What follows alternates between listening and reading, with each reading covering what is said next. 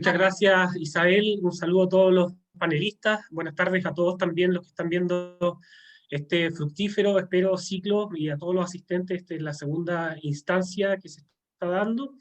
Y bueno, hablar del rol de la derecha chilena dentro de un nuevo ciclo político, creemos que no puede estar aislada de una derecha a nivel global y regional. Entonces, si bien hay problemáticas particulares, también suscita una coordinación también, y no vernos como islas ante las amenazas de la libertad bajo estas nuevas fórmulas o mecanismos o estrategias que emplean las izquierdas. Estamos viendo que las democracias liberales, como las hemos concebido últimamente, están en deterioro, y no solo por caprichos o desaciertos de determinados gobernantes, sino también por un fenómeno que podríamos ver como multiplexo, donde podemos incorporar injerencias, intereses estratégicos, geopolítica, manipulación de datos personales, lobbies, mercantilismo propio de Latinoamérica. Y sumado a lo anterior también no podemos dejar pasar a nuestros adversarios. ¿A quién nos enfrentamos? Las izquierdas, o mejor dicho, los enemigos de la libertad, que ellos tienen una agenda, la han sistematizado, la han trazado mediante objetivos y fechas, mediante teoría y praxis, con manipulación del sentido común, construcción de hegemonía, para ponerlo en términos gramscianos.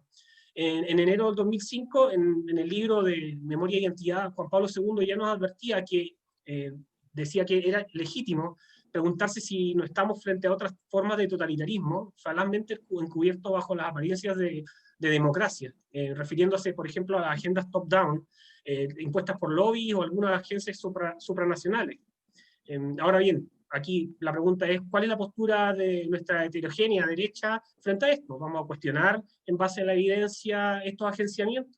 ¿Qué vamos a decir sobre la soberanía nacional o también sobre la soberanía de nuestras vidas, nuestras formas de vivir, como señala Deleuze? Un año tardó, por ejemplo, la centroderecha señalar que la izquierda está perpetrando un golpe de Estado, blando, como sea, o un golpe de Estado posmoderno. Cuando bastaba del día uno pasearse por las calles, ver cómo se incendiaba Chile y darse cuenta de un fenómeno politológico no menor, de este proceso que no tenía nada de espontáneo. Lo digo porque yo estuve ahí en las calles viendo esas manifestaciones y esa producción teórica en la práctica. Entonces, hay una producción teórica constatada con la realidad y podríamos ver y constatar líneas de fuga de Deleuze-Guattari hasta el tradicional o clásico lucha de clases de Marx en los rayados, en los comunicados, en los gritos, en los cánticos, etc. Podemos discutir también un sinnúmero de tácticas o estrategias para ver en qué camino trazar ciertos puentes, pero la base y la subbase en esto de términos ingenieriles tienen naturaleza moral. Y ahí es que no son 30 pesos, como dice la izquierda, sino que en esto, dando vuelta al argumento, son más de 30 años de subversión ideológica, política y cultural. Y si no nos hacemos cargo de nuestro sector, no va a haber nadie que pare esta maquinaria de las izquierdas de producción intelectual, porque el gran error ha sido tratar como demócratas a los totalitarios de siempre. Y los desafíos de la derecha, ya para ir completando, a nuestro juicio son múltiples y cada vez más complejos, y en esto quiero referirme, por ejemplo, a la construcción del lenguaje, las imágenes de la realidad, el sentido que le vamos dando a las palabras. Por ejemplo, cómo los grandes medios y comunicadores del país también han utilizado la prensa hoy como arma política, y no solo en Chile, en Estados Unidos, en Latinoamérica, en Europa, etc. Cómo se crea un relato, un diagnóstico sobre el estallido social, entre comillas, y mejor llamada insurrección, y luego se replica todo eso a nuestros ciudadanos. ¿Qué posición vamos a tomar frente a los medios de comunicación asociados a las agencias estatales extranjeras, por ejemplo, que promueven noticias falsas? Vamos a permitir además la tiranía de la corrección política sobre nuestras libertades fundamentales que se están cercenando. Por otro lado, también tenemos que ofrecer alternativas a estos separatismos de los dispositivos de la izquierda posmoderna, y que a mi juicio se han tomado la agenda. Me refiero a feminismo, indigenismos, políticas identitarias, ecologismo radical, antiespecismo, colectivos artísticos, flujos insurreccionales marginados, desadaptados. Y no lo digo porque son minorías, sino que es porque esas minorías han tomado la agenda política y hoy gobiernan ellos. Entonces, inclusive estos grupos ven a delincuentes como sujetos políticos. Entonces, son preguntas más profundas que tenemos que hacer. En tercer lugar, ante los avances y las respuestas de la tecnocracia, por ejemplo, a los problemas de salud y la seguridad, ¿cuál va a ser la posición de nuestro sector frente al transhumanismo? No he escuchado ninguna palabra sobre ello. Una realidad del desarrollo acelerado, además, que esta discusión enmarca más allá de izquierdas y de derechas. sino entre transhumanistas versus bioconservadores. Y esto estoy citando al mismo Guido Girardi, que preside en el Congreso el tema de la tecnología y de estos congresos que hace anualmente.